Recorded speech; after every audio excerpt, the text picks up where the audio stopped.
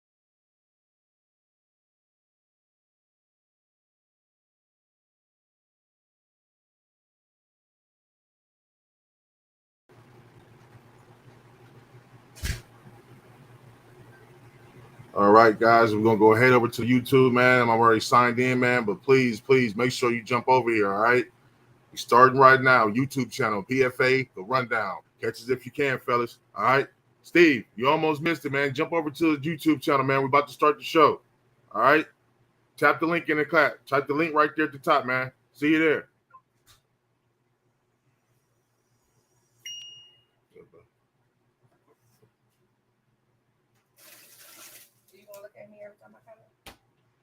Mm-hmm. I'm not even on right now. I'm about to switch over to my other thing. I know what I'm.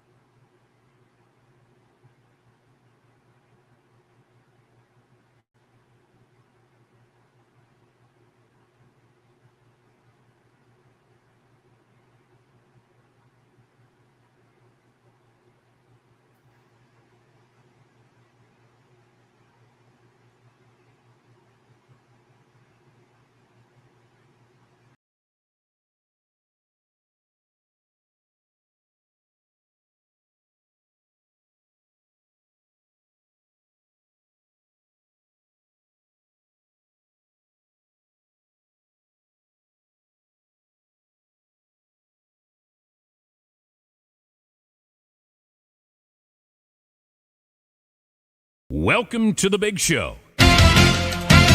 He could go all the way. Ladies and gentlemen, welcome to the main event.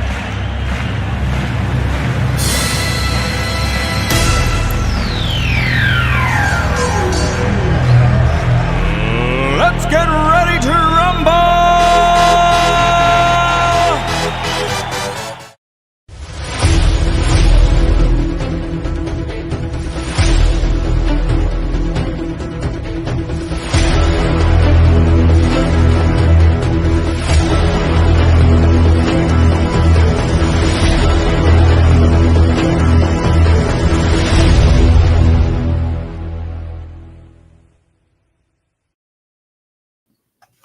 What is going on, everybody? Welcome. We are live from the Press Box Report Studios. Welcome to episode 13 of the Rundown, powered by the PFA.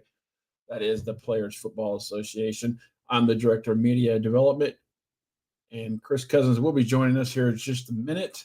Like I said, you're watching episode 13 live on YouTube, so make sure you jump over there and check it.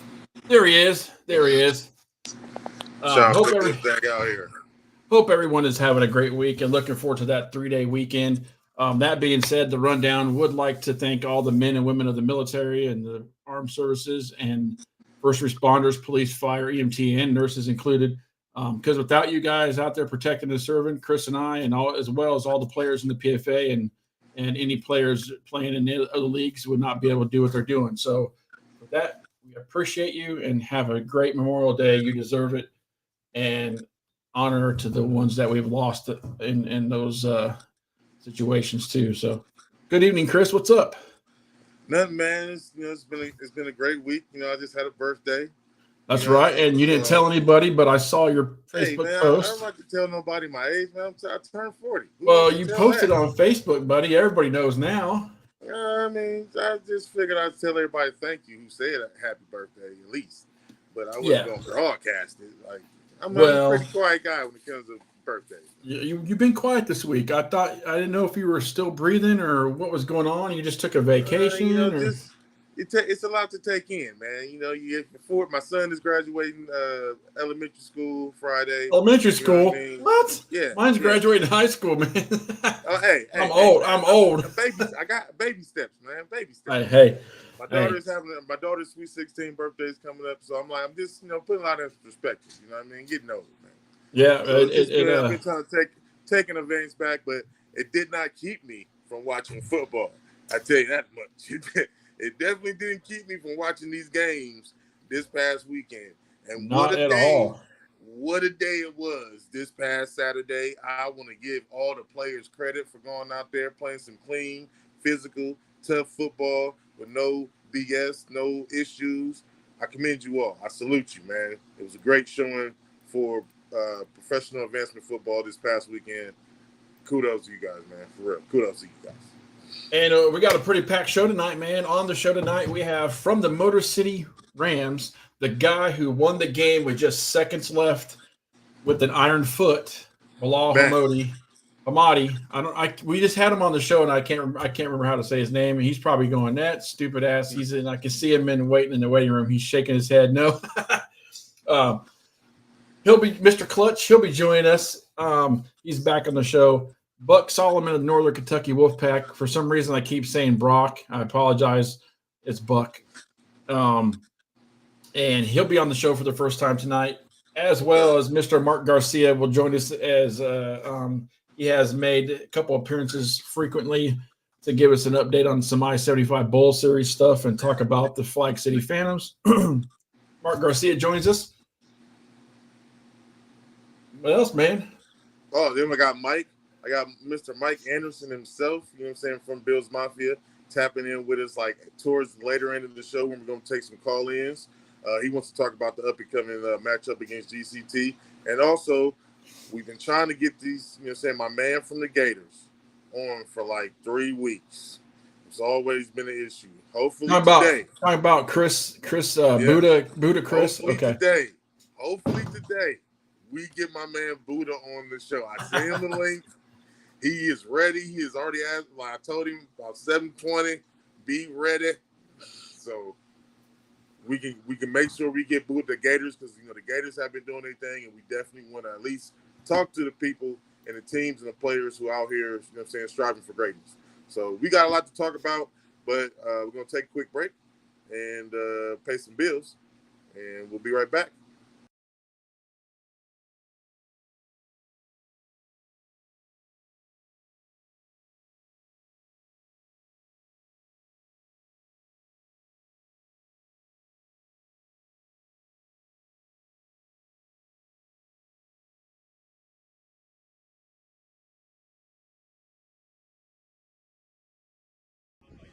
Hey y'all, this is Aaron Sanders, owner of the Flag City Phantoms, and you're watching Rundown, baby. Let's go. I better change that graphic before Commish sees it and finds me. Well, welcome back to episode 12 of the Rundown. The Rundown game recap is sponsored by Trinity Trifecta, the official uniform provider of the PFA. All of your team uniform needs and fan gear. Check out Trinity Trifecta at your leisure on Facebook.com. All right, make sure you switch over to the YouTube, please. We've been asking you this. We need this. Please switch over to our YouTube channel live, subscribe, so you can make sure you get all the content and channels from the recaps to the live shows. Also, on the weekends, we do try to stream live games. Been testing it out. It was great, bro. It was great. Got a lot of views. I saw that. Yep, I paid for the Racine Raiders Bills game and got to see that. But I do have a complaint about that stream that the Raiders had. It kept blacking out and buffering, and I thought they would be better than that. I mean, maybe it was just a bad day for them. I don't want to. We're gonna give them the benefit of the doubt. We're gonna give them because they do great work out there. So we're gonna give them the benefit of the doubt and blame it on some type of weather issues. Type of technical difficulties. Right. It definitely was a good game. Needless to say, I know the Bills, we'll get into that, but, still shout out to the Bills for, playing the hard-fought game against Racine. But, yeah, man, we got a lot to talk about. But please make sure, again, go to our YouTube, go to our Instagram. We are on Instagram. We appreciate that greatly. Make sure you subscribe. We really, really, really would like to have your support. That being said, welcome back to episode 13, The Rundown. This guest segment, like Chris said, is sponsored by Trinity Trifecta. Our first guest is a member of the Motor City Rams, who currently sits 3-0 in the 3A division, and their last second win over the tough Indy Bison team this past Saturday. Let's take a look.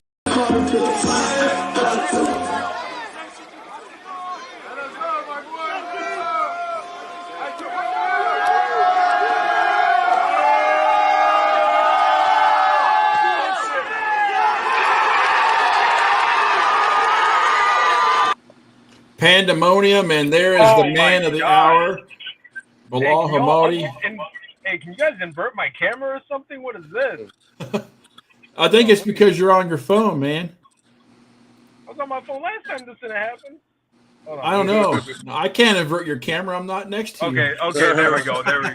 Man, I look retarded, man. What's going on, though, guys? How you guys doing? Not much.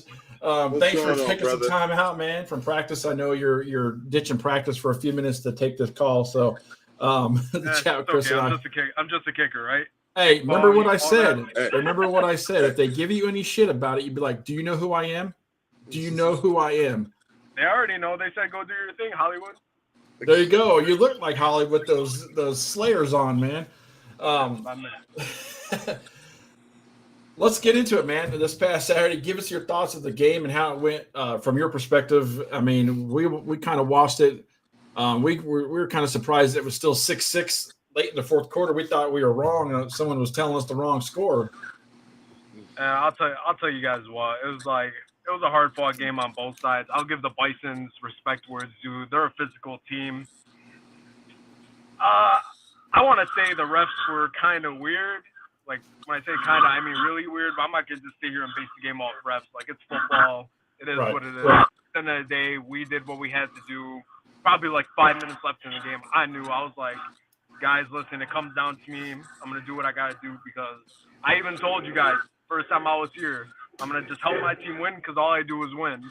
And let me tell you guys this too. It was 6-6. Locked field goal. I missed my first field goal because they ran into me before I could even follow through. They didn't even throw a flag. They didn't even throw a flag. I'm telling you, it was kind of like a BS type of game, but that's ball. It is what it is. So at the end of the day, like, I gave my coaches every single reason not to even trust me. But, like, I'll give respect to those guys, man. They did. I did what I had to do because, like I told you guys, when it comes down to it, I'll help my team win no matter what. Well, speaking of winning, man, you guys have been on a world tour, as you guys predicted it to be the beginning of the season. And you've had a lot of doubters. Tell me about the confidence in what's the locker room like going into these games you got coming up here the next few weeks. One thing we love about it is that nobody want to do the traveling we're doing. And that motivates us because we know damn well these other teams in Michigan, they don't want to go to Racine. They don't want to go 4 hours down to Indianapolis. They don't want to go to Canton, Ohio, or Akron, Ohio, wherever they went. I had my brother's wedding that past week, so I couldn't go. But it don't matter. It's like these teams don't want to travel, but we do, man. We know what we got to do to go to Florida, and we got to travel. So we're just going to keep doing that. We got to schedule like nobody else. Everybody, they got to have fun with these cakewalk teams. We want to play the best. We want to beat the best. Hell, most of the teams in Michigan don't even want to drive across town to Michigan to play each other. You ain't lying, man. You ain't lying. Yeah. Well, I won't even get into those other BS teams in that state, but man, we know kickers don't get called upon much, and you kind of said something. You kind of mentioned this already. You know, you're gonna do what you do for your team, but when it was tied 6-6, and you said 5 minutes left. How was the pressure? I mean, what's your mindset in a moment like that? It was 6-6. Was what, like 10 seconds? Was there like 10 seconds left or 12 seconds left or something in the game? It was like 12 seconds left. My mindset going into those final minutes, I was just like, we're going home 3-0, and that's it. That's all I kept saying. We're going home 3-0.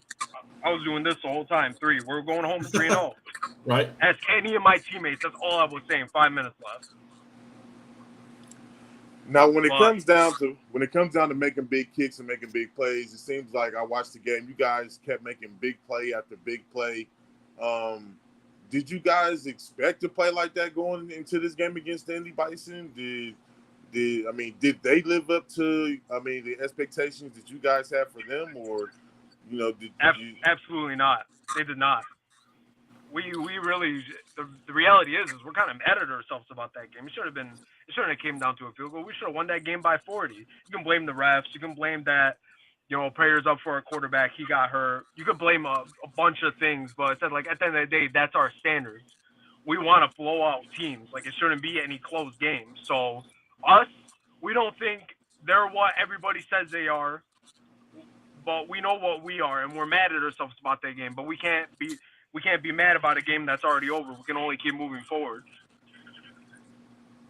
So about the matchup coming up this weekend against the Sin City Bucks. I mean, you guys host them. They'll come to you guys, so it's a home game.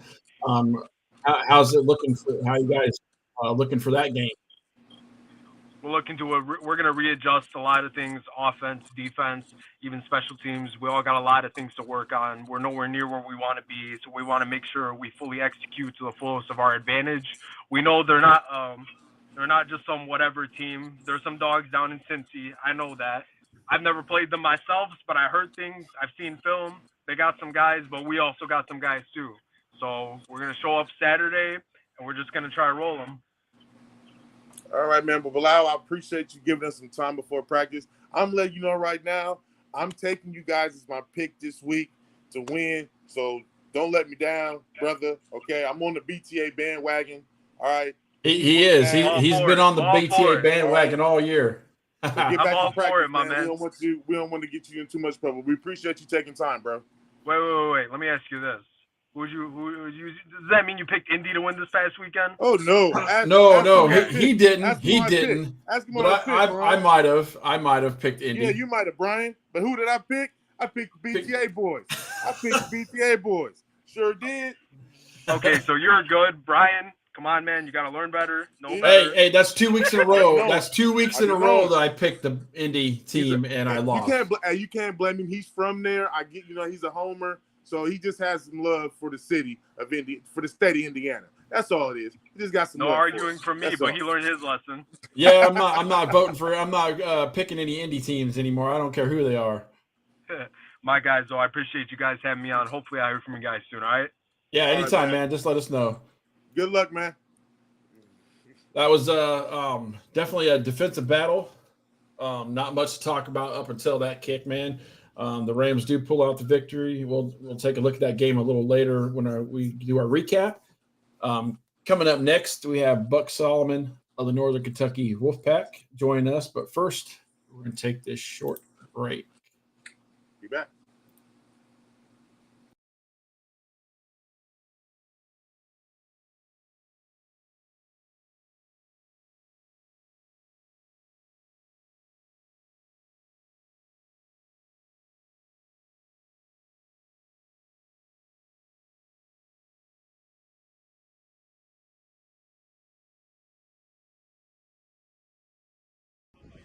Hey, y'all, this is Aaron Sanders, owner of the Flag City Phantoms. Yeah, you're watching a rundown, baby. Let's go. We're back, man, and our next guest plays for the Northern Kentucky Wolfpack. We're just rolling right through the guest. Gator Man finally joined the chat. He's in the stream, Chris. Yes. I'm sure you can hear me, so we'll try to get you on here just a little bit, Chris. But back to what I was saying. Our next guest plays for the Northern Kentucky Wolfpack, fresh off their win over the Spartans. Buck Solomon joins us on the phone. Can you hear me, Buck? Yeah, I can hear you. How's it going, man? Thanks for jumping on, and glad to have a member of the Wolfpack finally on the show. We've been getting you guys for a while, but we kept bugging Blair, and she picked you to be on the show, so we got the show, I guess. I guess so. Yeah, she asked me last minute. I mean, I don't mind though. Hey, it wasn't last minute. Now let's be front. Hey, it was not last minute because we put it in the chat several times. But you're here now. Right, Chris? It's last minute for me because I don't check my messages. Well, then that's yeah. But we're gonna get into it. Check your message. We're gonna get into it though, fam. Y'all played the rematch against Port City. Y'all had bad blood. With this team. The first game was called, you know what I'm saying, before it had to be regulation. This game, same thing. How was the game played? You guys ended up playing a hell of a lot better in the first game. In this same, you did the first game. Tell us about what your mindset was, what y'all did to change. Like, walk us through it, bro. The first game, to be honest with you, we didn't have everybody. I didn't even play with. I think that was just the difference. You know, we had a line. We had, you know, a couple of people that wasn't there who was able to make it to the second game. You know, those key guys, they make a difference, and I think that's what changed from the second game than the first game. So you guys seem to be gelling. You got, like Chris said, you got your first win, and it was a get back against the Port City Spartans because that first game was a little scary, man. So we're glad that you guys got that win back. So you guys are kind of gelling now. So you guys have Lima Warriors. We know that Lima Warriors are struggling this, 0-3, but are you taking this game as the same you would any game, or Lima? You think Lima is going to come out and try to really fight you guys and play hard against you? I think we're gonna take every game serious. Me personally, I don't take anyone lightly, and as a team, we can't take anyone lightly. I think that's what happened versus the Spartans the first time. I wasn't there, but guys, they started to take people lightly, and when you do that, your guard goes down, and it's hard to play that way. Right. So I think this upcoming week, we're gonna do what we got to do to handle business. I think if we continue to gel and come along and get people at practice, we shouldn't have a problem being first in our league. Now I gotta ask you, Buck, because it's been going around. We already in almost to week 4. Wolfpack, y'all like the PFA's redheaded stepchild. Okay, always something. Oh, Going man. on Chris with is my going. Wolf Pack. He's on there tonight. He's going there tonight, isn't he? I'm just saying, it's always something going on with my Wolf Pack. What are we doing in the locker room, Buddha, to try to get guys to buy in on just playing ball? I don't think buying is the problem. I think every day, every week, I feel like we got a target on our back, But I think some of our guys are stepping up to change that culture. Last week we had no problem. Nothing bad came back about it. So I taking the right steps and the proper approach is gonna change all that. You got that first win last week. How important was that to get that first win to try to gain some ground on Flag City Phantoms being the number 1 seed currently right now? If the playoffs started today, then they would be the number 1 seed. But you guys got that first win. How important was that? It was very important. I think the week before we should have got that win as well. But I think that last 5 minutes versus the Bucks has kind of showed our true identity and what we can really be. Yeah. So I think we just built off that and brought it into when we played the Spartans. All right, man. Well, but I ain't gonna hold you too much. I know we took a little bit of your time. I appreciate you coming on. I want to wish you and the rest of the Wolfpack good luck this weekend against Lima. I'm letting you know right now, Buddha, I'm definitely picking you guys. Always my pick'ems, so don't let me down, brother. Don't let me down. Most definitely, we gonna pull through. Mark my words. Mark my words. I pick winners, Buddha. I pick winners. Brian knows. That's why you lose. I'm gaining some back there, buddy. So don't count your eggs before the hatch, buddy. I'm on your ass. I'm on your ass by like 2 wins. So hey, I'm gonna tell you this right now. We winning by more than 2 touchdowns this week. Mark me. That's all right, mark the tape. Mark the tape. That's what I'm talking about, Buck. Put something. All right, Buck. You have a good night and good luck this weekend against Lima Warriors, man. And we'll talk to you again soon. Yes, sir. Y'all enjoy yourself.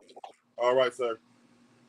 That was Buck Solomon, our guest from the Northern Kentucky I like to talk to somebody from the Wolfpack. They finally was able to get a win, beat no issues. I just wanted to check on him.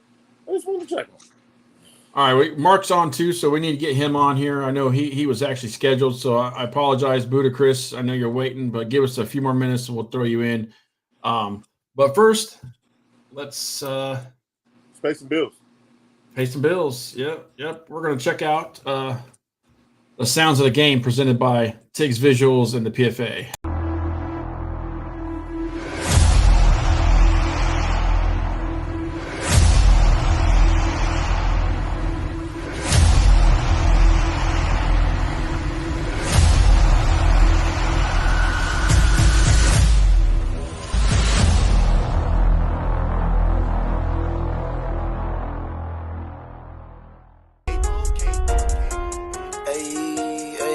Hey, know I might be next to blow, but I'm still trying to stretch them both. 375 up the scope, chopper gang CEO. Had to slam him out about that bread, he had to go. I just crossed another nigga over with no pick and roll. Get on the ground, listen up, ho, give it up or get hit up. And only thought that she a op, but I don't give a if I ever took you on a mission, we forever stuck. I'm trying to make one of these rap niggas get a rollers up. He got out the kitchen when he found out he couldn't take the heat. Niggas wanna be in competition, tell him take a seat. I gotta make sure the trapper killers and the robbers eat. I'ma get locked up for overkill, you think about robbery. This is shots to summer, yeah. Buck you for your lumber, yeah. Chopper hit it hard, won't hear it beat, ain't no more drama, yeah. This is shots to summer, yeah. Buck you for your lumber, yeah. Chopper hit it hard, won't hear it beat, ain't no more drama, yeah. Off the drink, I bet I catch it out before I catch a cold. You gotta quit putting your trust in niggas who ain't never roll. Used to think my was 100 till his color show. Really wanna get but these too quick to fold. Mr. Pooh, that stinky dude. I thought that song was skipping, but then I just realized that they were bleeping out all the cuss words. Yeah. A lot of things were said. But hey, kudos to whoever bleeped out the cuss words or put the edited version in. I appreciate it because we don't want to get we're getting up there, man. We don't want no fines from the FCC or no censorship coming to us or anything like that. But sure. We actually moving up Yep. in the world. Welcome back to the Rundown, powered by the Press Box Report Studios. See how I threw that in there? Press I Box like how you Report put that in Studio. there. Good. We are live on YouTube, so make sure you jump on over there and hit that like and subscribe button as well, because we're just going to keep on asking you to do it. So until we get those followers that we feel that we should have, then we're just going to keep on asking you. And don't forget to like us on all the other social medias either. So what we got, Chris? All right, now this guest segment is sponsored by none other than Putty's Kitchen. If you get a rumbling in your tummy, make sure to stop by my man's Putty's Kitchen down in Akron, Ohio, in the Valley. He has good food, good drinks, and it is a sports bar as well, so you can also catch the game and the fights when they are on pay-per-view. So he throws a lot of events down there at Putty's Kitchen. So when you're in the Akron area, make sure to stop at Putty's Kitchen. And tell them your Chris sent you, you'll get a discount. No, just kidding. Don't tell them that, because you probably won't get a discount. But our next guest has become a regular on the show, it seems. He is the creator of the I-75 Bowl Series and the head coach of the Flag City Phantoms, who are currently sitting at the top of the mountain at 2-0 in the 2A division. Here, none other from the Flag City Phantoms, as always, our friend, Mr. Mark Garcia. What's up, Mark? What's up, fellas? How you What's doing? going on, buddy? Not a whole lot, man. Things are starting to heat up. Both with the organization and with the bowl series. It's stressful. I also have a baby boy on the way. So I was going to ask you about that. Congratulations. Yeah. Congrats. Yes, sir. I got a baby boy on the way. He'll be here in December. So, the ship's tightened up a little bit around here, but nonetheless, we've been working. Do you guys want to touch base on Flag City first, or the bowl series? Man, we're going to talk about it all, brother. All right. We're in week 4, going into week 4 of an 8-week season for you guys, the 2A division of the PFA. You guys are 2-0, looking to go 3-0 this weekend versus the Washington Hawks in the Canton Classic crossover game. What do you look out for in this game coming up this weekend? Man. So I don't know a whole lot about them. I got some film from them from last year when they were the Golden Hawks. They've rebranded them this year and changed their colors a little bit. But as far as I know, it's the same owner and stuff like that. They're just kind of trying to make a new name for themselves. They went up and played I think the Lockport Wildcats, and ended up losing a nail biter up there. So, and it was competitive from the sources that I had received. It was a competitive game. So, and there's people talking always just Tri-Point blue, Tri-Point red.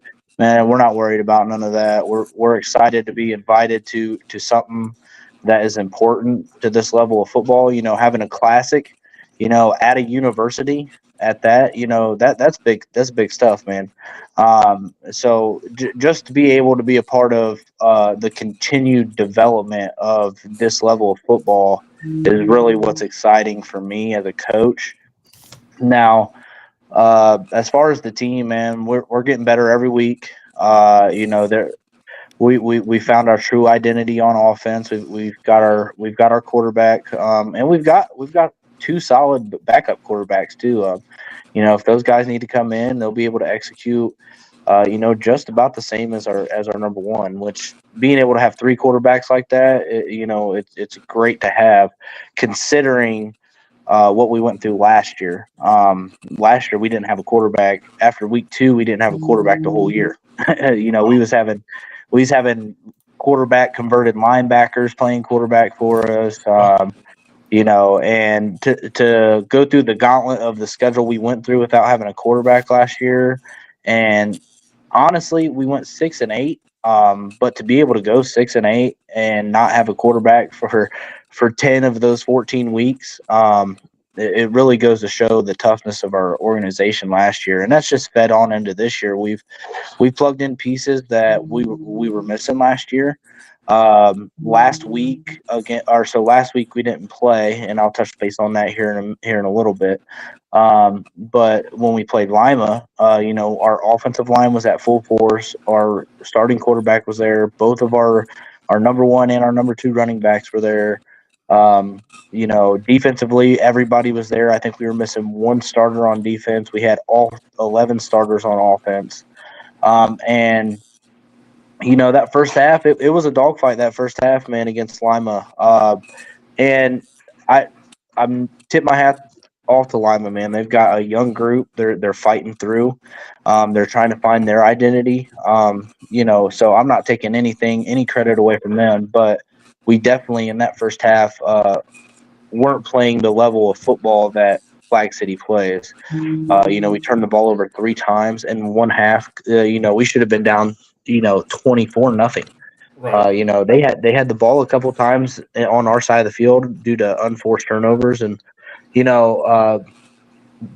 once those guys are able to learn how to capitalize, they're going to be something. So Lima, hats off to Lima. But that second half we came out and we put the pedal to the metal. We scored first on offense coming right out of the half, kind of deflated that sideline over there. And once you see that, you step on the gas a little more. And then, once we got up 37-0 up there in that fourth quarter, we started to sub guys in and stuff like that. Because experience in this league, especially in the PFA, is very important. So, going on to last week, so we had a field situation. It was a very last minute, unfortunate circumstance, and we were offered to play on a grass field, and it was not previously inspected by our ownership nor myself. We were just told that it was able to be played on, and when we got there to set up, field conditions were just not par enough to play a football game. But in reluctancy and with Michigan Hurricanes, hats off to them, man. They're very I love the sportsmanship from them guys. I talked to their head coach, I talked to their ownership, and they didn't want to forfeit. And to be their ownership, their coach, he's like, "No, we want to beat y'all. We want to beat y'all. We don't want no forfeit." Me, Dunk, Coach Page, and Aaron, we all, we was working things out, and we came up. We will be playing them on July 20th at 7 p.m. at their place. Since they drove down to us, and we weren't able to deliver the services that was needed for a football game, we will be repaying that by visiting their hometown. That way, it kind of evens the score out a little bit. That's definitely a respectable thing, Mark, because, I was going to say, I definitely wanted to bring that up because, we hold you guys, the Phantoms and our 2A, to a high standard. You know what I mean? And to not have a football game from you guys last week was kind of, disheartening, to us, especially against the Michigan Hurricanes, which we know they also have a good organization. We thought it was going to be a hell of a game. So I'm glad everybody was able to get it fixed so we still can have that happen. You know what I'm saying? But and we before we confirmed the game, we made sure that it wasn't gonna affect anything that for league play. Because there was conversation about what if the Wolfpack, go on a string of wins because they're looking good right now. What if they go on a string of wins and go 5-2 and we're 4-2, right? Well, technically, 2 losses. Well, guess what?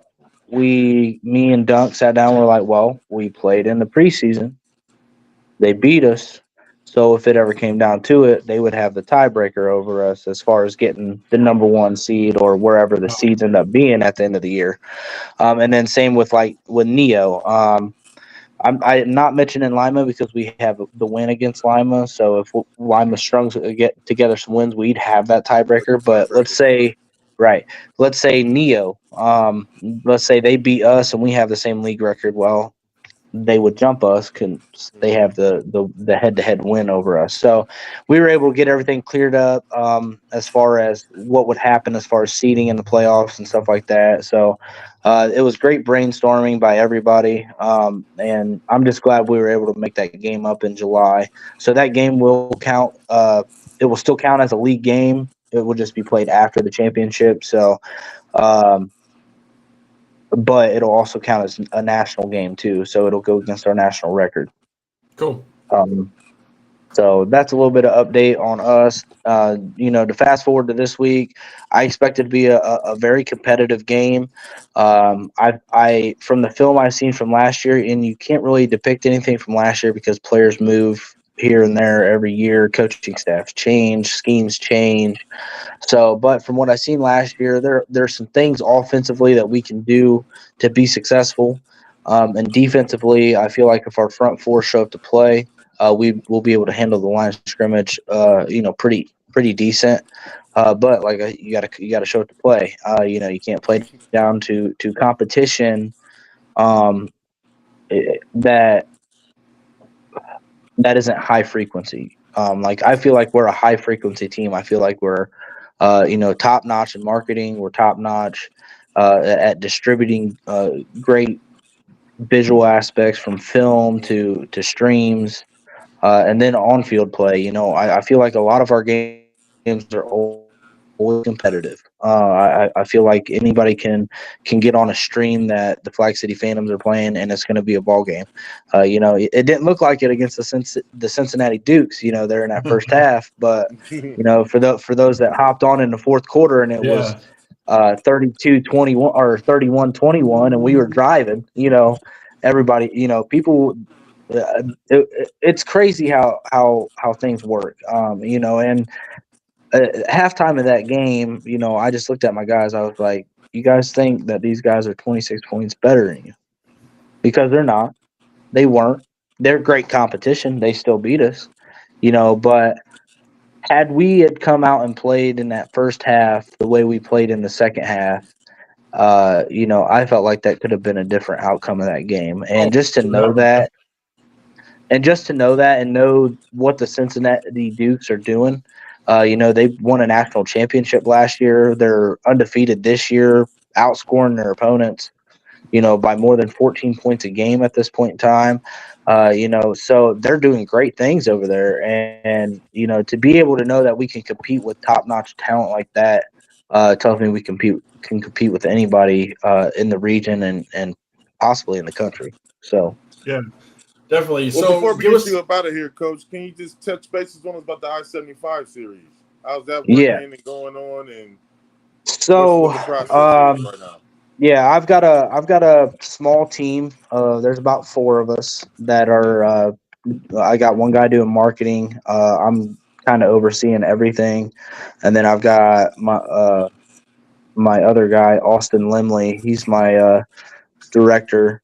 I made him my director. He's really good at reaching out to leagues and finding stuff that I can't find. So we've been putting together the outline for the rankings. We've got every team in the Midwest pretty much that we could find. I think we have 57 3A teams and 55 2A teams. Damn. So that's good. Yeah. So the rankings and while I'm on here, I'm actually kind of looking for not necessarily kind of try to build a committee of guys that are in different corners of the Midwest because I can cover Indiana, Northern Kentucky, Ohio, Michigan, Western Pennsylvania, and I could cover all those states, but all the way out in Missouri, Illinois, Wisconsin, those teams out there, like I don't know a whole lot about them. So right. I am looking for guys out in those areas that if they would like to kind of that would like to be a part of what we got going on.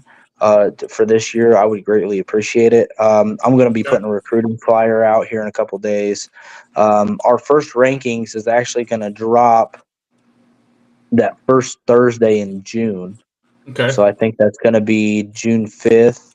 Yeah. And Brian, I said I know you wanted to maybe do a special, kind of like a special broadcast for that, and so we can get together more here in the next week or so and kind of figure out what you want to do. I don't know if there's like a display that you guys can use where we can kind of announce teams one by one. That'd be something kind of cool, or let it come across the bottom of the screen. Yeah, we can do that on the bottom of the screen on the ticker.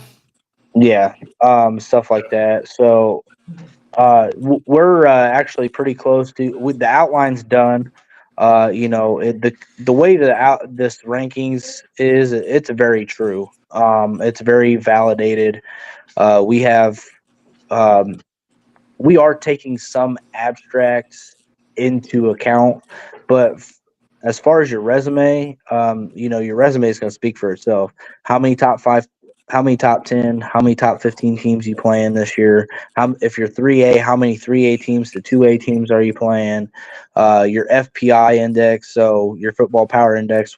If anybody doesn't know what that means, is at the end of the year, we're tallying every opponent's record for each team, and considering on the record is your football power index for that year, and there's points and stuff that are awarded for all that. You get points for beating the top 5 team. You get points for, like I said, having a great opponent win to loss percentage. You win your league championship, you get computer points for that. Where you, if you place top 3 in your league, you get points for that.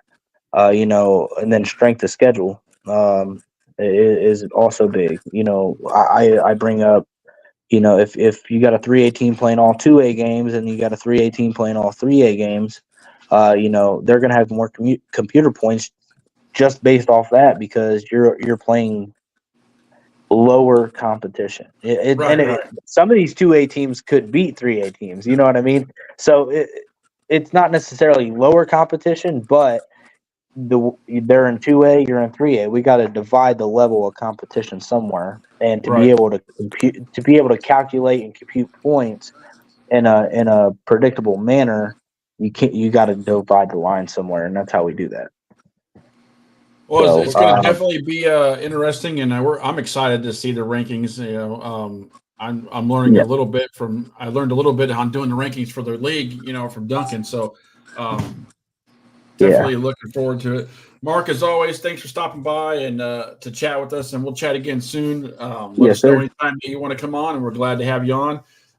You have a great weekend, man, and good luck this weekend in Canton, and come back with that win. All right, sounds good, fellas. You take care.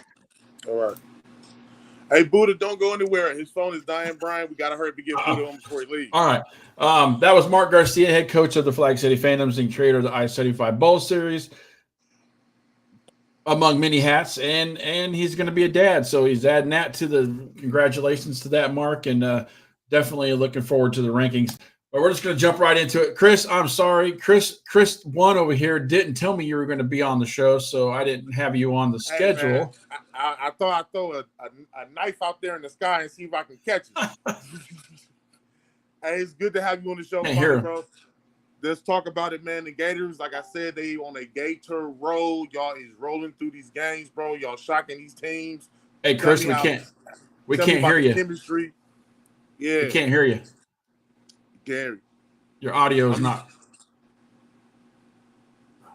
See, he's been waiting so long, his audio died on him. No. No, not this issue again. I can't remember. Can't remember what happened when Jeff was on. It had this issue. Something to take him out and take him back home. No, his phone's got. I don't want his phone to die. You might have to come back on and jump off and come back on, Chris. Okay. All right. Hopefully he'll get that fixed. Yeah. Man, but yeah, shout out to everybody who's tapping into the live right now, man. We appreciate you. Shout out to Neo Pitbulls in the chat. please jump in the chat. Shout out your team, your jersey, position, who you play for. We always like to see some new teams down below, some new players watching the show.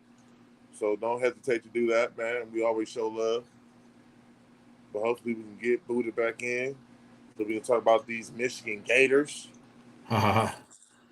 While we're waiting on him to jump back in, let's take a look at Week 4 power rankings. For sure. As we well know, oh, he's back in. Let's see if we can hear him. Can you hear us now? Yeah, can you hear me now? Yes, we can hear you now. There we go. We can hear you now. Hey, how's it going, guys? Thanks for having me on, man. Thanks for waiting on us. And like I said, Chris didn't tell me that you were going to. He kind of surprises me sometimes, and we have to fit you in where you get in where you fit in, I guess, right? So how's it going, man? Yeah, I appreciate the time that you got. It's going good, man. I heard you guys say we shocking a lot of teams, man. It shouldn't be any shock, man. They know what it is, man. They know we coming, man. They know exactly what we want, man. As far as the Gators, man, like I say, I see the rankings and everything like that, man. We ain't talking like everybody else, man. You just gotta see us, man. We not about to be out there posting our little videos. You might do it here and there just to let them know, but right. The whole Michigan know what time it is, especially so when I'm at the forefront of it.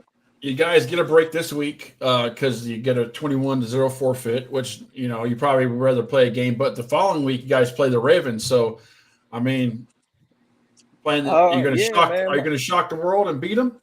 I mean, it is what it is. The Ravens, mad respect to the Ravens, man. Over my whole career, man, they done stopped plenty of championships from me having, man, and go on to their victorious ways, man. My last run against them was with the Raiders, man, and it came down to the last second. That was the closest to anybody in Michigan had came to beating them. I still got the MVP quarterback, the best quarterback in the league, man. Y'all don't give him enough recognition, man. Lamani Brown, man. He averaging roughly 38 points a game. The 3 games that he did play, 5 to 6 touchdowns per game passing. I don't know what more that y'all need. I have all the stats, man. That's why we're preaching to the owners and the coaches, get those damn stats in, because we're doing awards at the end of the year. So that's why we're asking, and exactly what you said. I've been trying to get all that up. I just haven't had a chance to get it all up yet. But I'm trying to get you on, Booster, so you can talk about your team, man. I know, man. My team is like I say, man, it's a merger roughly, man. You got the Raiders, some of the Raiders, man. I ain't gonna say all of the Raiders and the Gators. Our defense is led by Robert, which is Linwood. That's what we call him. Veteran in the game. Got 8 national championships with the Detroit Seminoles. Wow. Played with Robert Hunt. Offense is led by Lamani Brown, 4-time league MVP, 2-time national champ. Number 1 receiver on the outside, my baby, Cam Pleasant. Jesus Christ, that boy. Jesus. You see it. Y'all see the film, man. Y'all see the stats, man. That's what everybody waiting on. That's what I'm really waiting on you guys to do it. Got a lot of young people mixed with a lot of veterans. Veteran O-line. A lot of babies up under us, man, that we just, teaching, merging, man. They said it wasn't gonna work, man, but that 5-0 looking real nice, man. Looking real nice going into the second half of the season. Yep. But when you say some people say it wasn't going to work, what has it taken for you guys to buy in? As a team, what is that locker room looking like? You got some people that didn't, want to buy into what we had going on. It just took the captains of each team to come together and just make it as one. JT, Robert, Pud. It's numerous of guys that I can name. Joe Can, Drew Carroll, Keon Holmes. Those are guys that was with the Outlaws, that was with the Raiders as well. So you got a lot of national championship caliber players that has been in that system to understand what it takes, to win. And it's just getting guys to buy in, man.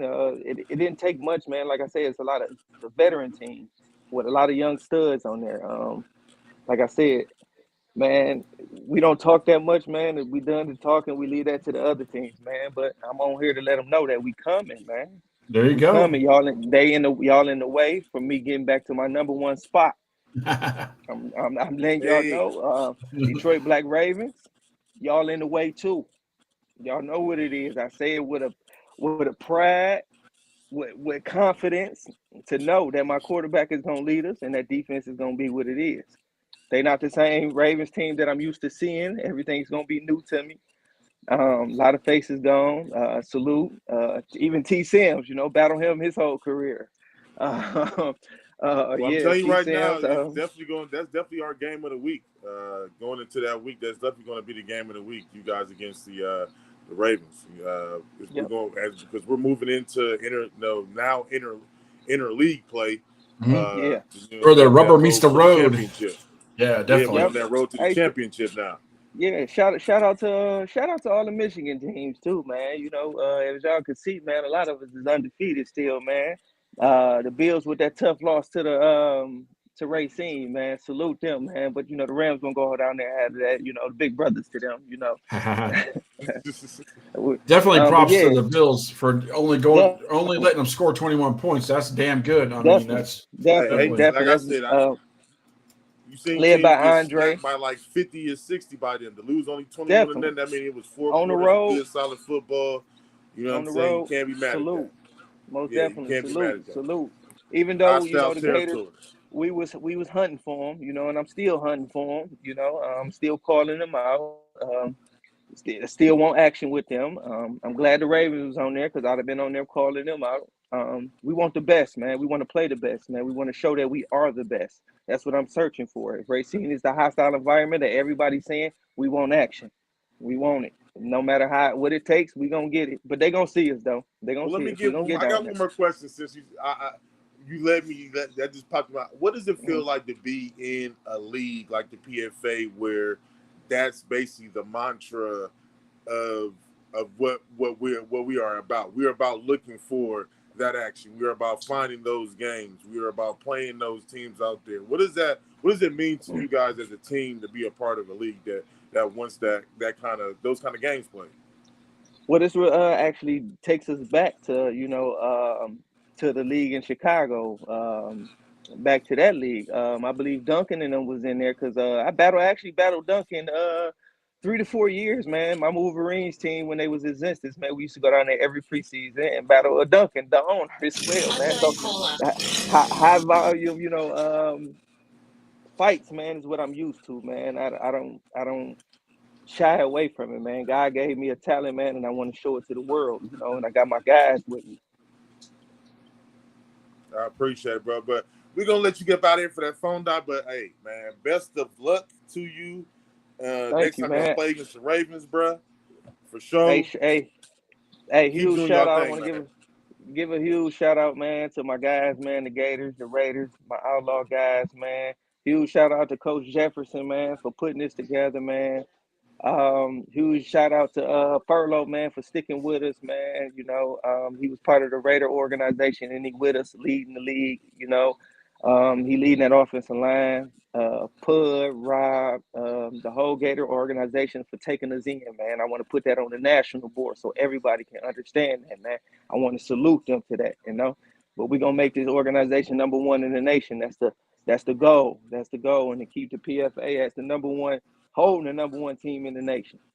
And I'll have those stats up. I'll have those stats up for you guys. Hopefully by Monday, because I'm off on Monday. But if you go to the website, the PFA website, your roster is up, and you'll be able to click on people's names. Now, if I don't have a stat line for a player, they don't have no stats. That's not my fault. Yeah, hey man, QB1 man. Hey, QB1 man, say he just gonna see it on the film, man. He don't really even want me. He don't like me to do this type of stuff, man. But man, that man is great, man. That's my brother, have all man. his stats. That's my brother. Hey, That's well, my brother, hopefully we'll be able to, after y'all get that win against the Ravens, we'll have him on there. Definitely, man. There we go. There you go. That's gonna be the upset, man. Take it. I'm trying to tell you. You get that win against the Ravens. Hey, you heard. Hey, I will gratefully, lovely to have him on the show. We'll talk about the world. Most definitely, man. That's what we always try to do. I guess I think any team that try to play the Black Ravens, man, is trying to shock. It's trying to shock because they hold. I played against them. I know they battle tested. So anybody who most can definitely, get one most definitely. Hey, salute. Most definitely. Well, Chris, most definitely. We appreciate you taking some time, and you can come on. Let us know if you want to come back on and talk. A couple of weeks, 3 weeks from now. Hey, right? Did you hear what he said? Right after that Ravens game, I'll be right back. Okay. All right, you'll be right back. I thought he was talking about the other person. All right, man. All right. You know what I mean? All right, Going back to the cave, man. Under wraps, man. I see y'all, man. God bless. Have a good weekend. Enjoy your break. All right. No. That was Buddha Chris from the Michigan Gators, and kind of a surprise guest there. But we'll go back to what we were looking at, Chris. Here, a little. There we go. Power rankings for that's what does that say? Final preseason. That is not right. We're not gonna. I thought I changed it. Okay, we're just gonna go with this one down here. That'll work. Ravens still at number 1, 3-0. They have outscored their opponents 155-39. Well, last week against the Cleveland Cobras, I mean, I'm just gonna say it like this: you can put a pig in lipstick, but it's still gonna be a pig. Yeah. So at the end of the day, I kind of already knew it was gonna be a 50 ball put up in that game. I'm not surprised at all that they rolled against the Cobras. But coming into interleague play, are we still going to see those 50 ball? We just talked to the Gators. You see the BTA boys, it's right there. Right behind them. Yep. So, I mean, you still got Sin City. You still got the Bills. I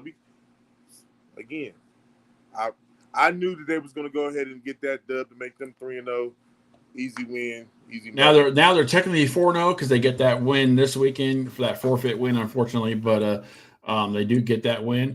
Over in the 2A, we have the Phantoms, man, but the Wolfpack's on their heels. I think the Wolfpack gets this win this week. The Phantoms go into that Canton Classic. Now this week they do play. The Ravens do play the Pitbulls in the Classic. Yeah. This week, but again. And I had the Pitbulls. Why my graphics are all jacked up? That's 0-3 for the Pitbulls. I apologize, and I don't know what happened. Like what? Wishful thinking. I don't know what happened. I'm taking that off. But let's jump. Oh no, we lost. There he is. Let's just jump right into the week. No, that's not it. Hang on, where'd it go? Week 3 recaps. There we go. The Bills went down to Racine, man, and I watched most of that game because I paid for it. Neither team looked phenomenal. Let's just say that. I mean, no dig at either of the teams, but for the Racine Raiders to only score 21 points on anybody, that tells you a little bit of something, I think. But if anything, I thought there was times in the game where the Bills didn't execute at 100%. Right. And I thought that they didn't. They had made some plays, but they didn't extend drives to make those plays or turnovers count. Yeah. You know what I'm saying? Like they definitely had opportunities to be in the red zone, but eventually drives stalled. So again, to go into a hostile territory, to play against one of the top teams in the nation, to only hold them to 21 points in a 4-quarter game, my hat's off to you. You know what I mean, if there's any positives out of this game, I mean, like you said, they only scored 21 points. And you got to play on Horlick Field, man. That's a historic. I mean, for a young up and coming team who's been pretty much wiping through everything that's been standing in front of them so far this season, this was a good test to try to see what they were made of. Unfortunately, they come out on the losing end of it, but you learn so much being in a game like this against a team like this. Definitely. So, like I said, losing 21-0 it's not bad. I've seen Racine do worse. And we both picked Racine to win this one, so good start for us this last week. So next up, we have the Bucks and the Fire. The Bucks came out with the win, but I mean, I heard it was a hostile environment, Chris. I just don't understand why my hometown got to be so. Listen, I played against the Columbus Fire when the Columbus Fire was at its pinnacle. I'm talking winning the the Heartland, the league, the Heartland League that we're in, was the reigning champions, winning national champions. They had a certain prestige, class and demeanor that they played with. Yes, they would talk hella trash, but it would never amount to some of the things that I have heard from teams this year that they've done at games. It is ridiculous. They are a shadow of who they once were. A shell. Sad to say that about the Columbus Fire. I hold the Columbus Fire with so much high prestige. Like, I've played against them multiple times. But the team that I see on the field now is not the Fire. And unfortunately, this game was called before the game ended due to the actions of the Columbus Fire.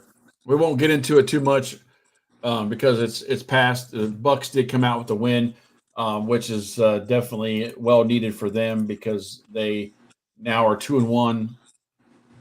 The Bucks needed to get back on the winning grind. Definitely.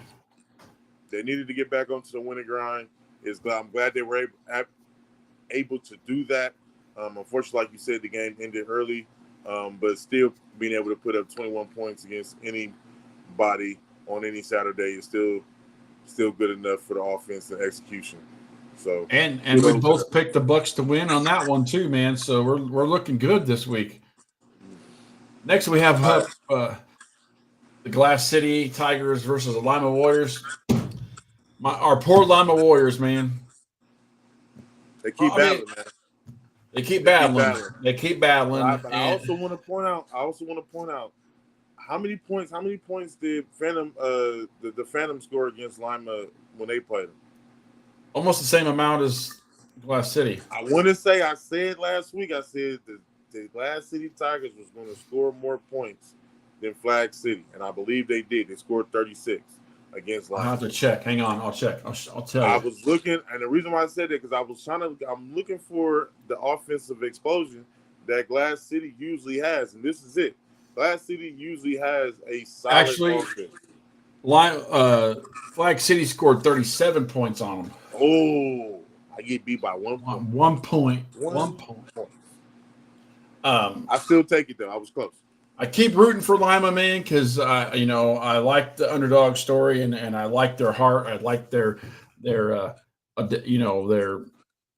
gumption, I guess, to try to keep fighting. They play 4 quarters of football.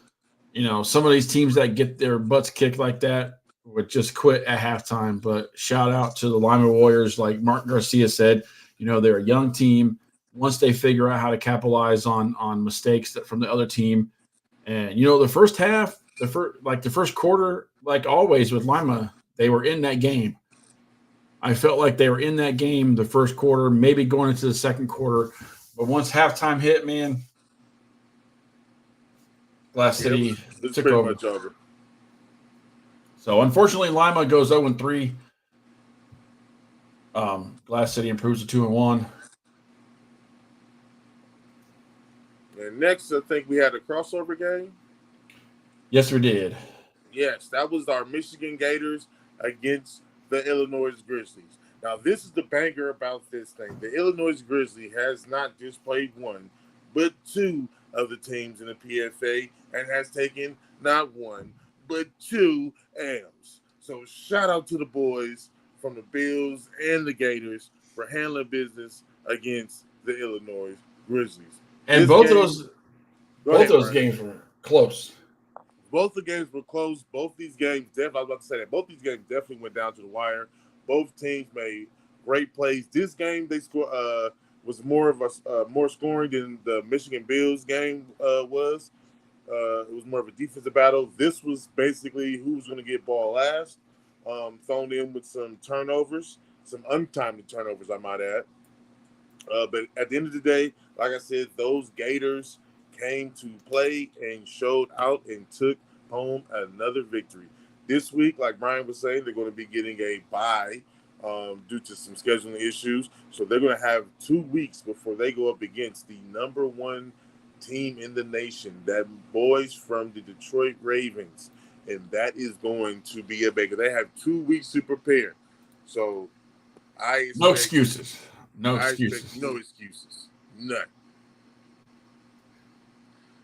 Next, we had the Neo Pitbulls going against the Erie Express. All right, out of the TPFL. Now, the Pitbulls came out pretty strong in the first quarter. Had some plays on special teams as far as the punt block, and also made some plays on defense. The game was closer than it looks, folks. I guarantee you it was. It was definitely a hard-hitting affair, these two teams going back and forth. But the Erie Express were able to pull it out 31-14. Chris, the Pitbulls are another team that refuses to quit and just has been hammered at, week after week. We're playing 3A teams, and they still got more 3A teams coming. They play the Ravens this week. We'll talk about that game here in a little bit, but I feel like they're on the verge of their first win, man, but it's going to be towards the end of the season, I think. Well, this week they're going to be going up against the Ravens in the Classic, so I would just hold my breath on that one. Next, we have the Ravens and the Cobras, 56-0. Again, not even close. 56-0. Ravens move on to 4-0 on the season. 3-0. 3-0 on the season. Hopefully to move on to 4-0 when they play the Pitbulls in the Canton Classic this coming weekend at Walsh University. Now, also in this game, before I do want to mention, because he is a baller, we always going to mention the ballers, is Mr. Torrance Webster, the quarterback from the Detroit Ravens. 7 TDs, 301 yards, just an all-around great performance from him in the game against the Cobras. Again, 7 TDs, 301 yards to multiple receivers. You can check out the graphic that I posted on our Facebook page of how many receivers each had. I think it was like 4 receivers had 2 touchdowns apiece or something like that. It's crazy. But shout out to Mr. Torrance Webster, the quarterback for the Detroit Ravens. He's definitely on our radar. He's definitely league leading. Yeah, MVPs. Definitely on our radar. Oh, wait. You know what? We got one more. We got one more. One more. Yeah. This was on one of another instant classic games that the Bison, unfortunately, have been a part of. And again, in this one, unfortunately, 2 out of 3, they come up on the losing end. And this one came down to 17 seconds, like you heard earlier from Hamad. And he went ahead and kicked in that field goal and went ahead and got that win for them BTA boys, 9-6. Right. That's right. Now again, MC is going to be taking on Sin City, correct? Yes. Yep. At home.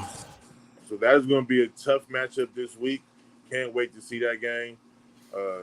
Definitely going to be a nice. It's definitely going to put an echelon in who is at the top of the food chain as far as the 3A division is concerned. Because these losses are going to start to mean something here coming up in the next 2 weeks. Definitely. Once we start getting to the meat of the inter-league schedule, or the actual league schedule of teams playing each other, it's going to be crazy. But that's going to do it for our Week 3 recap. And we're going to take a short break. Coming up next is we're going to go through the Week 4 previews, and we'll do that right after this.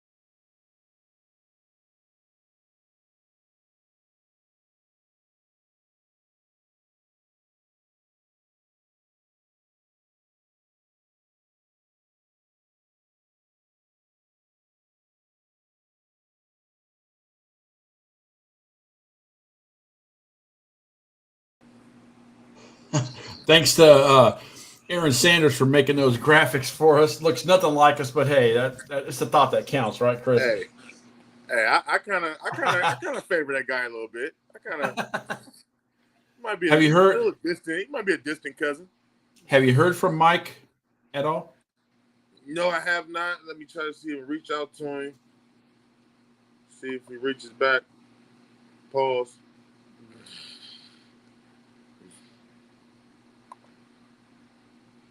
It feels like it's like 100 degrees in my house. I've turned the temperature down like 4 times. Maybe it's just because I work outside all damn day. I don't know. What the hell? I just set him up, but we can go ahead and start going through the recap. Wait for him to message us back. Okay. No, it's the week 4 preview, so we'll start it. I'm not fault the previews. I did message him just real quick. Okay. So first game we have is the Flag City Phantoms 2-0 going to the Canton Classic, facing the Washington Hawks of the Tri-Point Football League Blue, I believe. This could be a dangerous game for the Flag City, man. I don't know much about the Hawks, and I just they got to come out swinging and definitely put the points on the board, or they could be in trouble, with the week off and stuff like that. So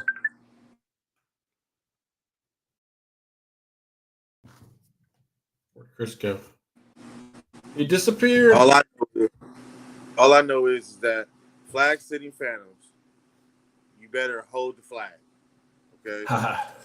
Hold that PFA flag high, because you are the only team this week playing out of league play.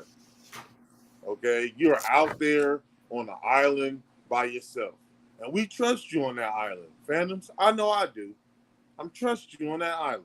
So I need you boys to go down to Canton and take care of business, man. Take care of business. All right? This is good. Put a good game together. Offense has been clicking. You put up 30 points the last 2 games. Let's try to put up 30 more. All right? So definitely, you know who my pick is going. I'm going with the Phantoms.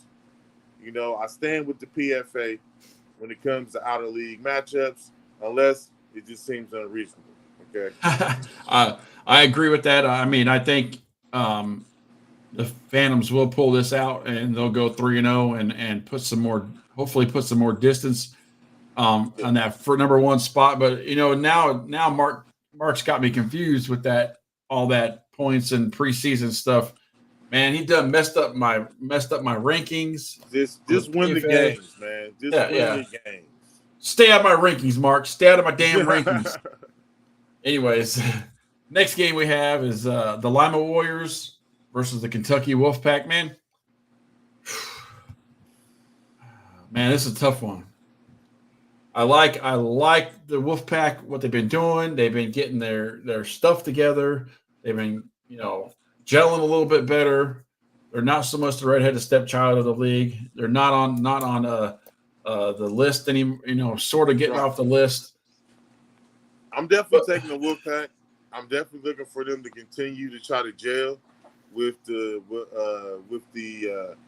new chemistry they got going on, this new leadership they have going on in that locker room.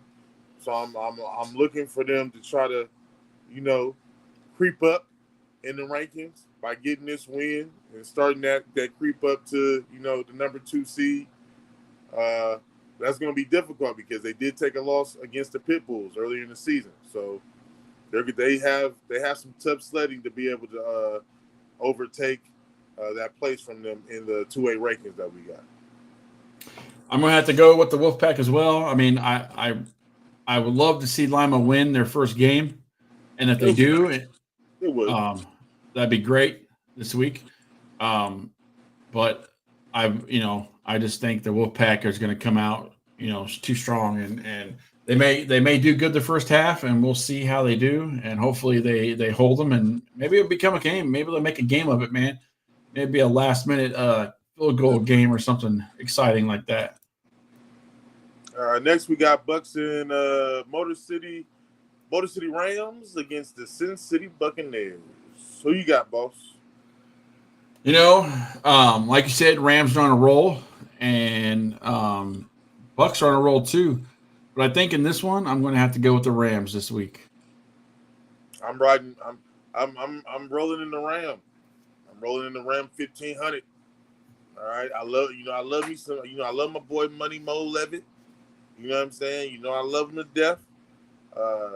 But I know they had some miscues the last game. They've been trying to right the ship.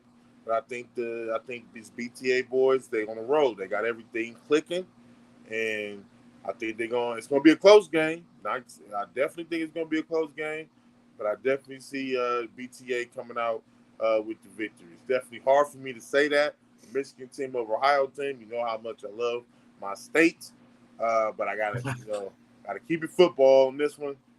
And just, I see that the BTA is definitely going on the road, definitely trying to make a statement in the 3A rankings. This definitely is the game that they need to make that statement. Next up, we have the Michigan Bills against the Glass City Tigers. Man, I heard there was some shit talking last night on the Glass City Tigers show.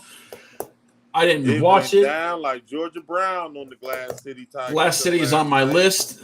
Glass City is already on my list because they have not received any stats from them in the first 3 weeks of the season. And yeah, I'm still going to bitch about that because all the other teams have turned in stats to me. Glass City, why haven't you?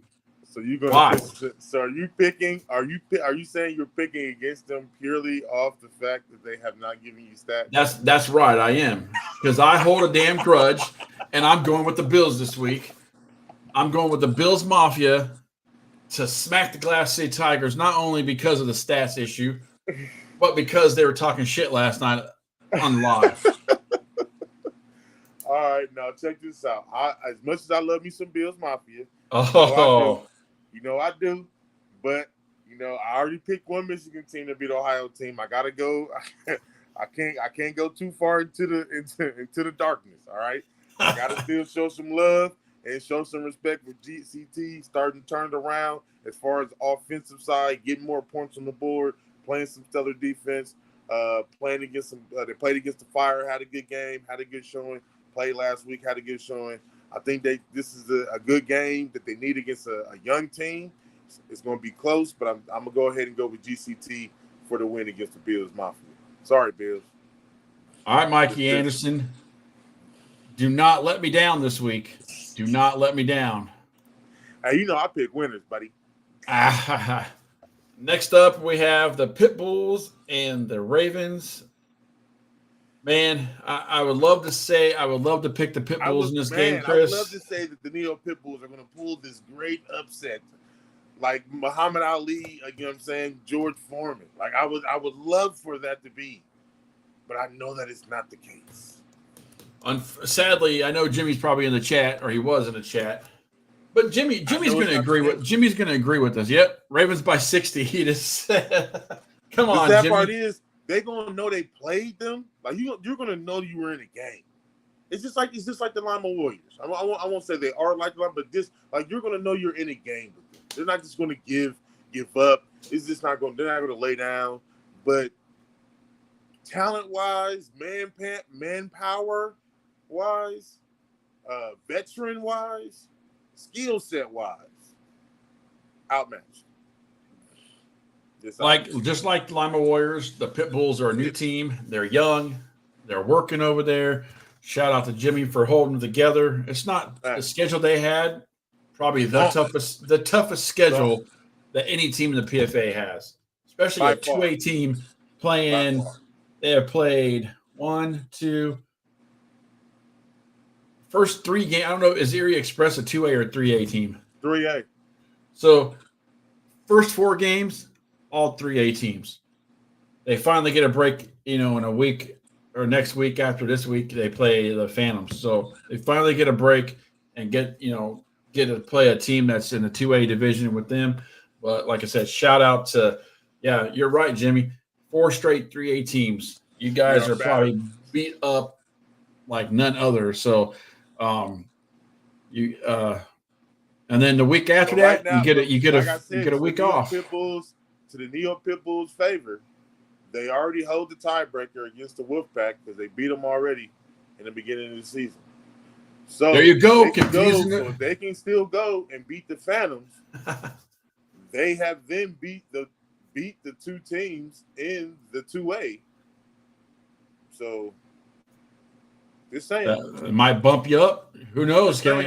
Are we thinking that the Pit Bulls might get the number 1 seed for the playoffs? Even though they're taking all these losses against these 3A teams, it definitely does.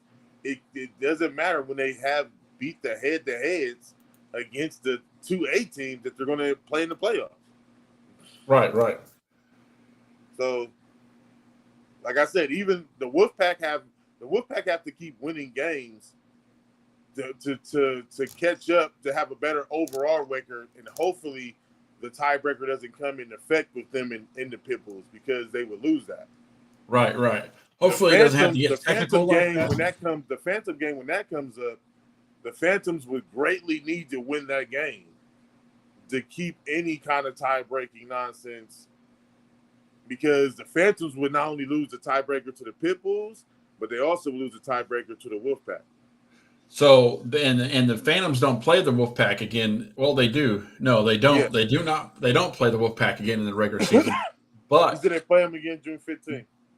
No, they do. The Pit Bulls play the Wolfpack again in regular season, but the Phantoms don't, because they don't have them on their schedule. Yeah, the Phantoms don't. So they've already lost one tiebreaker.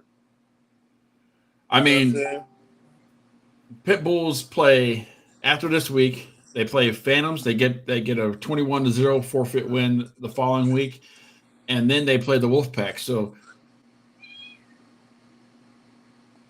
that's 3 games that that's what I'm could saying. Possibly win, man, because any of those teams coming in underestimating a team like the Pit Bulls. Mike just got out of practice. We're about to get him on here real quick. All right. Look, if he needs to call in, he can. He just hit me. I'm about to tell him, yeah, we're still on. Okay. But yeah, that's our week 4 preview for week 4 of the PFA, and it's halfway through for the 2A teams, man. So now it's time to the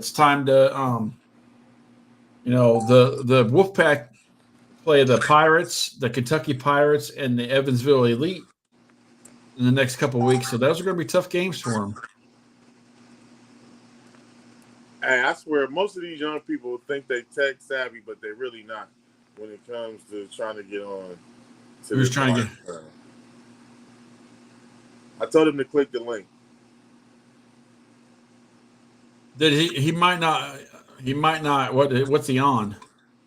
I don't know if he's using his phone.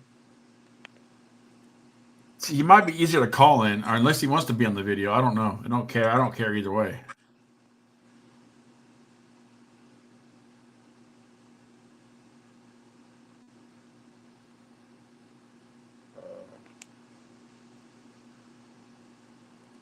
Brian, what's the call-in number?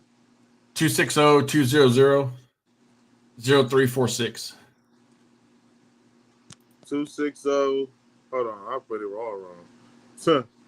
260 200 200 03 203 0346. 034. I might have him call in. Okay. He's having technical difficulties. Yeah, that's the only thing about Melon or this live talk studio. It's a little difficult for people to try to, because you have to, if you have different devices, you got to do it different ways. And look, I switched to an iPad at work, and we got to do a bunch of weird stuff to get stuff to pop up. It's a pain in the ass. Okay. Cola. So once again, Chris surprised me with the guest, and on the phone right now is the owner of the Michigan Bills, Mike Anderson. Can you hear me, Mike? Yeah, what's going on? What up, though? What's up, Mike? Thanks for joining. I know you just got out of practice, but Chris wanted to have you on because he's like that. You got spicy last night, Mike. He wants to stir the pot. He wanted to stir the spicy. Man, that's spicy to y'all, man. That ain't nothing to us. That's just regular, That's just what we do. We talk shit, So what are we? What are we really talking about here against the Michigan Bills against GCT? And Mike, I'll be honest with you, I'm not a bashful person. I picked GCT just a minute ago to beat you guys. I picked the Bills, Mike. I picked the Bills. Let me tell you something about me, man. I don't believe the rumors, man. Always come to the source. That's what I'm gonna tell a lot of people, man. I'm gonna put your money where your mouth is, type of person. I've been riding with y'all for a minute. I just see two head. I see a tough game coming in, and I think GCT might be able to pull it out. Let me get a score prediction then. Score prediction. I think y'all gonna score some points. I think they gonna score some points too. I think both of y'all gonna do y'all thing. So I'm saying probably 31-28. I give Mike a 3. Nah, they not scoring over 10 points. I'm gonna say 24. They're not scoring over 10 points. 24 to 12. No way. 24 to 12 Bills. Bro, the Racing barely scored, bro. Brian took you now, Mike. Brian took you. Brian said Bills. I ain't never mad at a prediction, but it's like, what's your logic though? Like, what y'all be going off of when y'all make predictions? My logic behind it is this. Do y'all watch film or do y'all be going off like? Do y'all watch film or do y'all be going off like stuff people say? Y'all coming off a tough loss against Racine. You know what I'm saying? You coming off a tough loss against Racine. Definitely a physical game with them. You coming to go to GCT. Which is the number one team in the nation. Yeah, no. For 3 quarters. Listen. We held them for 3 quarters to 21 points. We gave y'all 21 for that. They scored 20. Listen real quick. They scored 21 points off broken up plays, right? Yeah. How many rushing yards did they have positive? I don't know. I can tell you. I can find it. I told everybody I take it as a positive. I'm not taking your loss as a negative. I'm not because I've seen teams get decimated. Oh yeah, for sure. I've seen them get decimated. But this is my thing though. Lose by 21. Like I said, we couldn't score. I don't make excuses. They capitalized off our mistakes. We couldn't score. And that's all I said. If you think about how many turnovers. See, this is what I'm talking about. Why I say they're not going to score over 10 points. We talk about logic. They could barely score. They could barely get any yardage. You think Glass City about to come and get some yards on us? Or when the number one team in the nation could barely score? We held the 21 for 3 quarters. Glass City knows you a little bit better than they do. Dude, why you say that? Y'all right up the street. We never played Glass City ever. We didn't even play Glass City as the Baptist. You don't think players in your team ain't never played players on Glass City? No. They ain't never played none of y'all. Y'all gonna see these new fresh faces for the first time. I'm not discrediting Glass City, but what I will tell you is I'm just saying Detroit football is a different type of football. They probably played against some people on their team. I want to come back on y'all show after the game. That's cool. Yeah. Because I promise you, listen, quote me on this. They're not going to score over. I said the same thing about Grizzlies. They say Grizzlies going to put up 50 points. They're not going to score over 10 points. I promise you. So the Grizzlies. That's not even. I'll ask you this: the Grizzly game was a battle. You guys, right? It was back and forth, and they didn't score that many points, but they scored 24 against the Gators. So, right. I mean, that tells me something right there. You guys, and like Chris said. And like we're not knocking your loss in Racine because you went to Racine for one. The crazy part is I said the Bills gonna score too. You talking about against Racine? So I mean, to hold Racine to 21 points, dude. That's a. But it's the thing though. Like if y'all, that's why I said that y'all watch film. Like all wide receivers had a bad game. Like I paid the game wide open touchdowns drops. How many of those do we have? You had quite a few of those. Like that's why I said we beat ourselves. How many times did our receivers beat they DBs? And didn't they return a pick? Didn't they have a pick six too? I watched the game. I paid for the show. So they touchdowns came off a broken play, right? Which was supposed to be our safety was out of place. Left a guy wide open. That's one play. It was in the red zone, which came off a turnover from our offense, which had us the defense already in the red zone. Yep. Okay, another touchdown, Lock scored. He ran up the middle. Nobody was in the middle. He always faced the receivers. He should have been in the backfield too long. Somebody could have sacked him. That's another touchdown. And the other one was a pick six. Yep. I saw the pick six for sure. We didn't get beat on like they were just running the ball up our mouth or they just throwing the ball on us like that. You know what I'm saying? They capitalize off mistakes. They're a bigger franchise. They're more organized, and they know how to play all the way to the end of the game. Yep. So taking that type of loss and going into a game against like Glass City, we go destroy them though. I have you guys winning. I know Chris didn't, but I get points for it's all right. It's all right. I like we like being the underdogs anyways though, for real. Well, definitely. Glass City is a tough. This right here is about to make for a great football game. Oh yeah, for sure. Like I said, they better come. They better try. It depends on the travel. If they travel good, you know what I'm saying. I'm praying everybody travel good. I'm praying everybody travel good. Yeah, it's definitely gonna be a coaching game, And we got to see who capitalize on mistakes for real. Well, next week I'm definitely not locking Glass City though, because they definitely got potential. But it's like playing Detroit teams is just different, bro. Like, we'll be seeing that with a lot of you guys. You know what I'm saying? We see that with a lot of the Michigan teams right now. So I tip my hat to y'all. So who did Glass City get their wins off of? Glass City, the Kentucky Wolfpack last week. I'll tell you, I keep track of all that shit. The Fire. Hang on. The Bengals, the Central Michigan Bengals. Yeah. Come on, man. Yeah. What we talking about? What we going off of? Lima, Bengals, and the Columbus Fire. I don't remember who they played in preseason. What we going off of to say that they can be a contender with the Michigan Bears? What we going off of? We had the toughest schedule at the beginning than everybody. We played the top teams at the beginning. You did play the top boys at the beginning. I will give you that. You know what I'm saying? So like that's why I tell my team, like, don't worry about the record right now. Like I said, we standing 4-2 and we playing the top teams. You know what I'm saying? Like, not just top teams from people just saying it, top teams from people showing it. Just play the games. Everybody laughed at the Grizzlies. The Grizzlies got a big win the week after ours, and the Grizzlies went back and forth with the Gators, which is one of the top teams. Right. So like, what we talking about? Everybody laughed at the Grizzlies. Oh, y'all barely struggled with the Grizzlies. We told people that the Grizzlies was a good team. It don't matter how many people you gonna travel with. Yeah. So, and I was the first person that said that. You know what I'm saying? So, I talk logic, bro. When I talk football, even if it's against us, you feel me? Y'all never gonna hear it, but I'm gonna talk logic. I'm gonna talk logic at all times. No, I respect what y'all doing, bro. Y'all doing a good job for the coaching, man. I respect it for real. Oh yeah, I'm gonna be jumping back on the Bills Mafia bandwagon when y'all play BTA. I ain't gonna lie.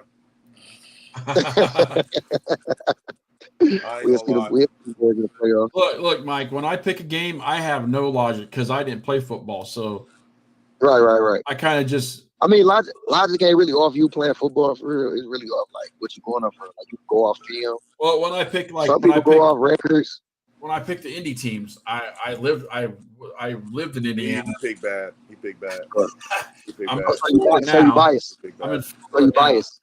Well, I can't be biased and pick all the PFA teams. Then I would. Right. Then all these other teams would call me a hater. Mike. Even though sometimes we like to. Right. Even though ain't nothing wrong with it, man. Sometimes, you know what I mean? Gotta be fair.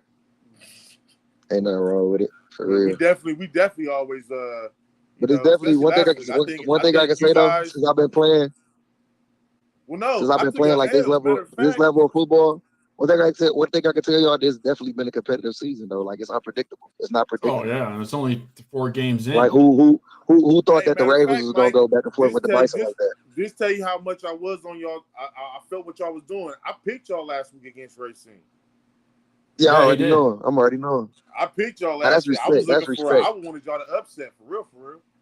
You probably the only person in the nation that thought that we was gonna even be a contender. I really wanted to see that happen because I don't think they are who they think they are or once was. Yeah, I think they're going through like a little rebuild. See, the thing is, that's why I said they so. See, it's not even about talent with them. It's not a talent thing. They just so like solid, bro. Like as a coaching staff, like as an organization, like all the fans, like the support they had, like. I had to get on my players about arguing with the crowd. Like it just was live. Right there, bro.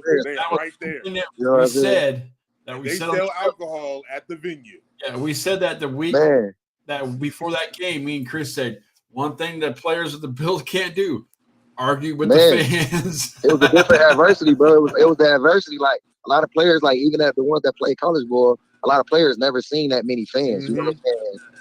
be that supportive to a home team. You know what I'm saying? So like it was different for all of us. They're not just a home team though. They're like to the people that live in that town, that's like their NFL. Oh team. yeah, I'm already knowing. Like, I'm already knowing. Like even when we was going to the stores to get our like accessories and stuff before the game, we was running into people and they was just saying like, "Oh, y'all not from her, are y'all?" Oh, and we telling them like who we play for. They like, "Oh, y'all play Racine? That's our team. Like we play." You know what I'm saying? Like they real supportive. Like it wasn't like no semi-pro talk or like no, you know what I'm saying? Like no. Yeah, they want autographs too. Yeah. Yeah. Shit, we did a couple autographs. It shows the team, Mike. It shows the team what you can become in your own neighborhood. Yeah, for sure. What you can aspire to be. It shows that it can really happen if you just keep grinding. Like that's what I like about teams getting the opportunity to be able to go play Racine. You will see what it can be like. It can really be like this. That's motivation to get your organization better. Like it's definitely like good motivation for from a media standpoint. I'm glad we got that experience. Even through the loss, like it wasn't like we was acting like we won or nothing like that. But it was like people wasn't really sad because it's like we accomplished a lot, bro. We only been established for 6 months. Yeah, you know what I'm saying. We just came from getting beat by 40 in a tournament as our first game. You know what I'm saying? Like we did a lot, bro. Like we held a team that's like the top number 1 team in the nation. Yeah. Number 2, whatever people want to call it, to 21 points for 3 quarters. So clearly we made a mistake in the first quarter. You feel me? We just couldn't score. Right. And we gonna work on that. That's why we going through different quarterbacks and different receivers and different plays. You know what I'm saying? We fixing that. We watching film on that game. I definitely see it in the stats because every week you have a different quarterback with stats. Exactly. And I said that in the league meeting. I was just letting them know like we not sitting out here acting like we got the best offense in the nation. We got probably some of the best talent on the offense, but it just haven't clicked yet. We trying to still find our quarterback. We still trying to, you know what I'm saying? We don't want to keep subbing 3 quarterbacks a game. You know what I'm saying? Stuff like that. Like we just gotta get the Nick. You know what I'm saying? But once we get the Nick, it's gonna be a problem for everybody. Well, I'm glad I was able to get you on, brother, because I've been trying to get you, my man Buddha from the Gators on. I'm glad we got both y'all on tonight, man. Because I seriously I appreciate it for real. As far as y'all young organizations, I'll be watching y'all stuff, man. I really appreciate it for real. I like seeing young organizations, bro, like really doing it and y'all doing it at a high level, and I appreciate that for real. Just as an old head who played when we had to go through everything harsh, and the things that y'all have now, and the tools that you guys are using for these young gentlemen to give them an opportunity to fulfill their dreams. You know what I'm saying? I appreciate it's about more than anything, for sure. That's definitely what it's mostly about, more than anything, for real. Well, Mike, Glass City, man, I'm coming out of retirement, man. I retired for real, but I'm coming out of retirement for this. Hey, man, you sound like my first owner. He retired like 4-5 times. He came back as a coach, then he retired again, then he played, then he retired. Man. Hey, you'll find out where your settle zone is gonna be at. For sure, man. I appreciate y'all, man. Taking y'all time out, man. Yeah, definitely. If you want to come back on next week, just let us know after the game. I'm coming back for Chris for sure. We're gonna lock him in. Lock me in. I'm coming back for Chris for sure. We definitely got to do the after show. All right, the show's on Wednesday. The show's going to be on Wednesday next week, so you won't have practice. Oh yeah, that's for sure. That's perfect. Yep, I'll be on there. All right, we're locking you in. We'll get you on camera though. We'll send you the link and get you all through it and get you on screen. Okay, that's a bet. All right, man. All right, man. Y'all have a good night, man. You too, Mike. Have a good one. That was fun. Hey, man. That was fun. Hey, Reese, I'm glad you came on here too. I'm letting you know too. I picked against you too. Oh yeah, Reese. I didn't know. I'm sorry. No, I think I might have actually. I don't know. Sorry. No, you picked Reese. You went with Sin City. Oh, I did go. See? You went with Sin City. All right, man. Well, that was Mike Anderson, owner of the Bills, talking about his matchup with the Glass City Tigers. We'd like to thank all of our guests who were part of episode 13, Bilal Hamodi of the Motor City Rams, Mr. Mark Garcia, head coach of the Flag City Phantoms, Buck Solomon of the Northern Kentucky Wolfpack, and, of course, Mike Anderson, owner of the Bills. And we can't forget Buddha Chris from the Michigan Gators. We will be live next week for a special Wednesday edition of The Rundown. Same time, same place, 7 p.m. over on YouTube. Catch us if you can, folks. See you.